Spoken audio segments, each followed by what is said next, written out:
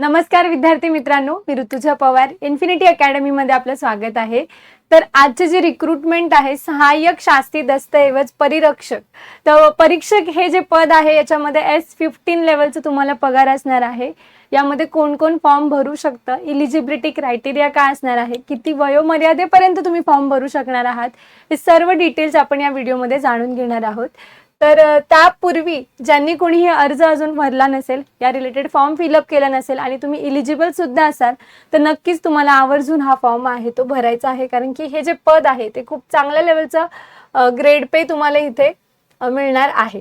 ठीक आहे, यामध्ये बघा महाराष्ट्र राज्य पुणे गुन्हे अन्वेषण विभाग आहे, या अंतर्गत ही रिक्रुटमेंट होणार आहे।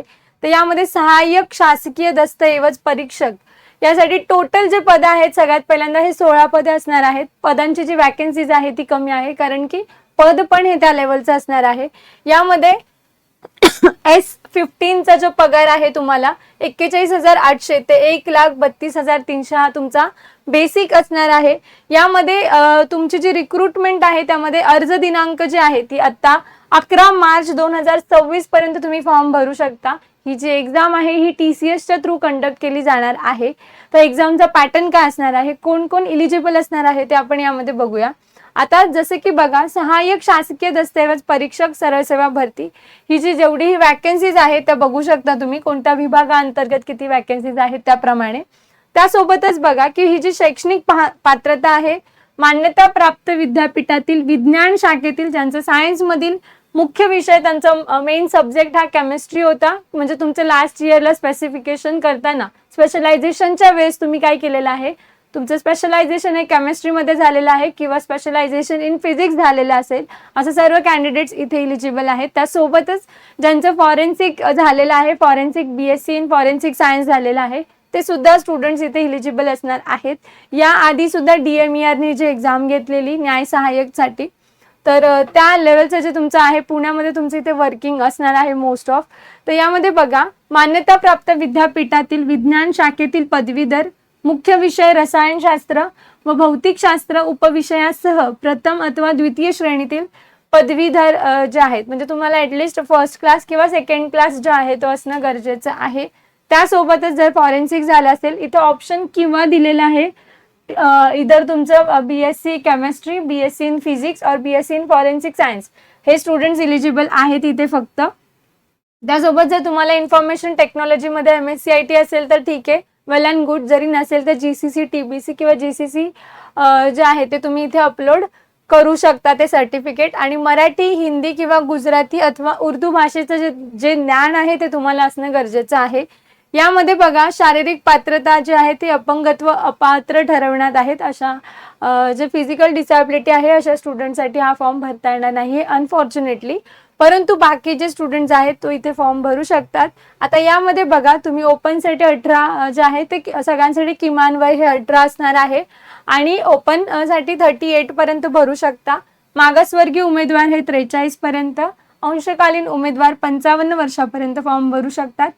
तसेच जे माजी सैनिक आहेत त्यांना सशस्त्र दलात केलेली सेवा प्लस 3 वर्ष सर्व्हिस त्यांची जे आहे त्यांना एज रिलॅक्सेशन दिलेलं आहे। ठीक आहे, तर सर्वात महत्त्वाचा जो मुख्य मुद्दा आहे, जे डॉक्युमेंट्स आहेत ते तुम्हाला अपलोड करायचे आहेत। जरी त्यामध्ये तुम्हाला काही डाऊट असेल तर तुम्ही तसे कमेंट्स मध्ये मेन्शन करू शकता, तुमचा प्रत्येक डाऊट हा जो आहे तो इथे क्लिअर केला जाणार आहे। त्यासोबतच जी फीज असणार आहे ओपन साठी किती असेल ती बघूया आपण। तर या रिलेटेड तुम्हाला फीज क्रायटेरिया इथे असणार आहे। ठीक आहे, तर ओपन साठी 1000 रुपीज आहे आणि मागासवर्गीय उमेदवारांसाठी 900 रुपये इथे फीज असणार आहे। माजी सैनिकांना कोणतीही फीज इथे अप्लाय केलेली जात नाहीये।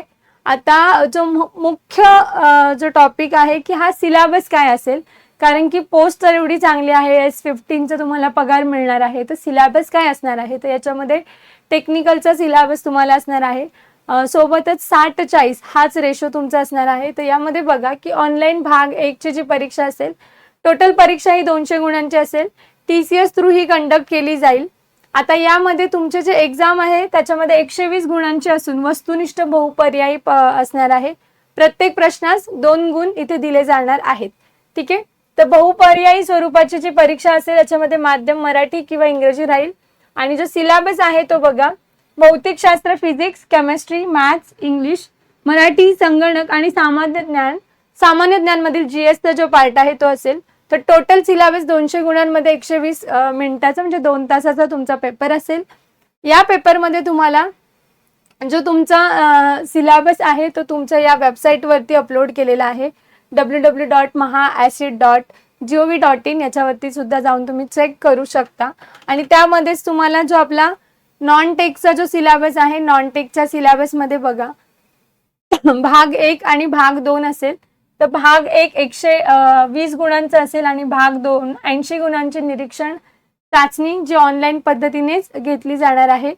तर ही जी निरीक्षण चाचणी असेल त्यामध्ये उत्तरे तुलनात्मक परीक्षाने आकलन करून देणे आवश्यक राहणार आहे. तर या पद्धतीने तुमचा सिलेबस असेल. 120 गुणांमध्ये तुम्हाला टेक्निकल आणि नॉन टेक्निकल असा पार्ट असणार आहे. 60 प्रश्न हे तुम्हाला नॉन टेकचे असतील, 40 प्रश्न हे तुम्हाला टेक्निकलचे असणार आहे. त्यामध्ये पण तुम्हाला जो आहे फिजिक्स, केमिस्ट्री, त्यानंतर जो जीएसचा पार्ट आहे त्यासोबतच सामान्य ज्ञान, त्यानंतर जो तुमचं मराठी, इंग्रजी आणि मॅथ्सचा जो पार्ट आहे तो इथे असणार आहे. सोबतच ही जी एक्झाम असणार आहे त्याचं तुमचं सिलेक्शन झाल्यानंतर आफ्टर युअर सिलेक्शन तुम्हाला 1 इयरची ट्रेनिंग असणार आहे. 1 वर्षाच्या ट्रेनिंग नंतर तुमची एक एक्झाम कंडक्ट केली जाणार आहे. त्या एक्झाममध्ये तुम्ही पास होणं गरजेचं आहे. जर तुम्ही फर्स्ट अटेम्प्टमध्ये त्या ट्रेनिंग नंतर सुद्धा जर पास होत नाही आहेत, क्वालिफाय होत नाही आहात, तर तुम्हाला पुन्हा 3 महिन्याचं ड्युरेशन दिलं जाईल. त्या 3 महिन्याच्या ड्युरेशन नंतर सेकंड अटेम्प्ट तुम्ही करू शकता. यामध्ये कंपल्सरी तुम्ही पास होणं गरजेचं आहे. तर अशा पद्धतीने तुमचं हे जे सिलेक्शन आहे ते कम्प्लीट प्रोसेस असणार आहे. तर तुम्हाला जर हे अपडेट आवडलं असेल तर व्हिडिओला जाता जाता एक नक्की लाईक करा.